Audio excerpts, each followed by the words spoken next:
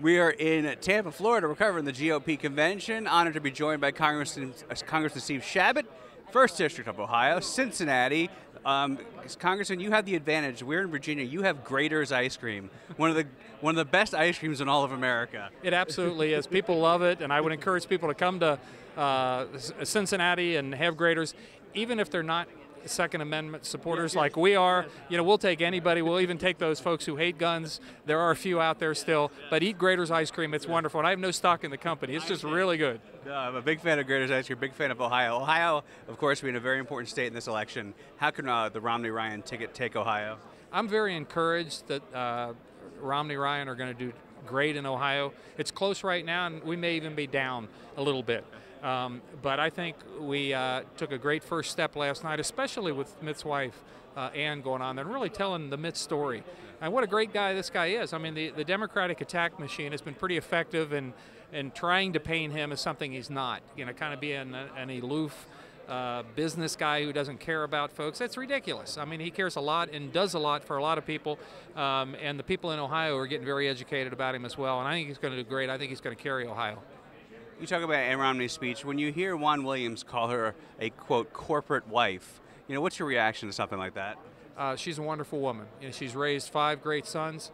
You know, she's fought breast cancer and multiple sclerosis. This is a unique woman, but maybe really not that unique. We got lots of other mothers and wives and daughters that have fought all kinds of challenges over their lives, and we hope and trust they vote Republican this year, because I think they're just as fed up with the incompetence of the Obama administration as anybody else is. Talk to me about the tradition of the Second Amendment. I know you live in Cincinnati, more of a conservative area, the counties surrounding it, then of course the Cleveland area, maybe even Columbus. But talk about Ohio as a Second Amendment friendly state. We have a lot of folks that own guns, own them proudly, and don't think that this administration or anybody else ought to do anything to infringe upon their rights.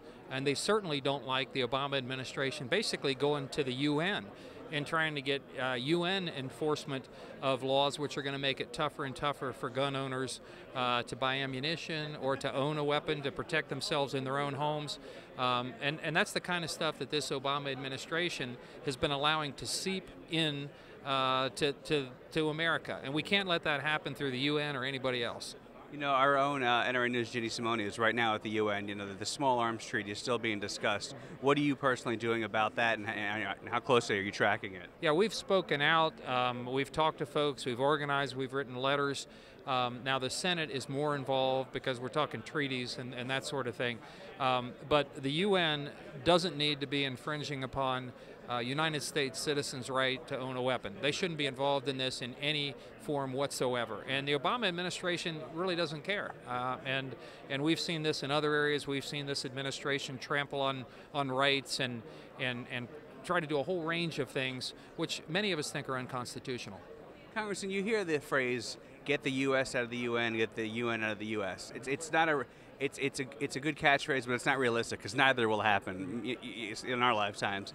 But what can the average citizen, the average NRA member do to voice their opposition to these UN policies and to fight back against the things that they don't like coming out of Turtle Bay?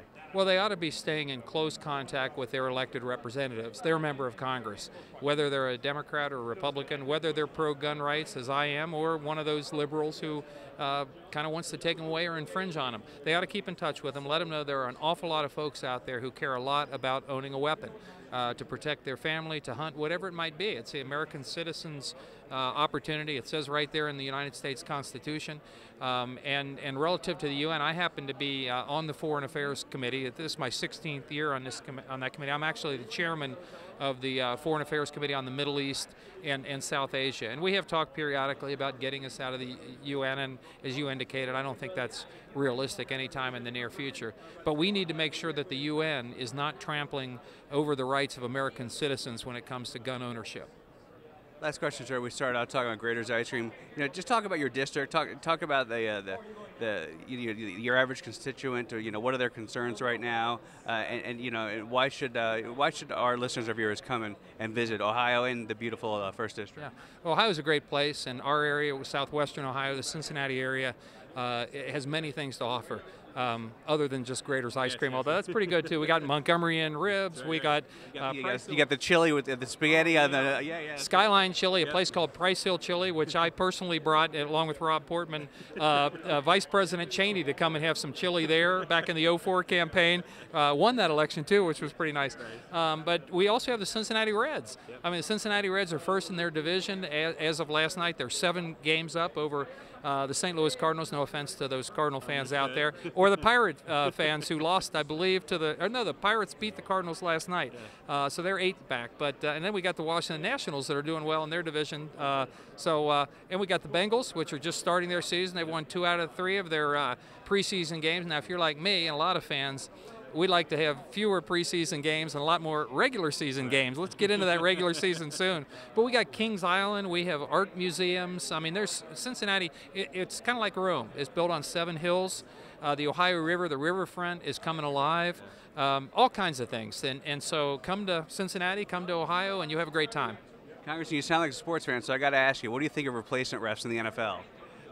Some of them have made some pretty interesting calls, shall we say.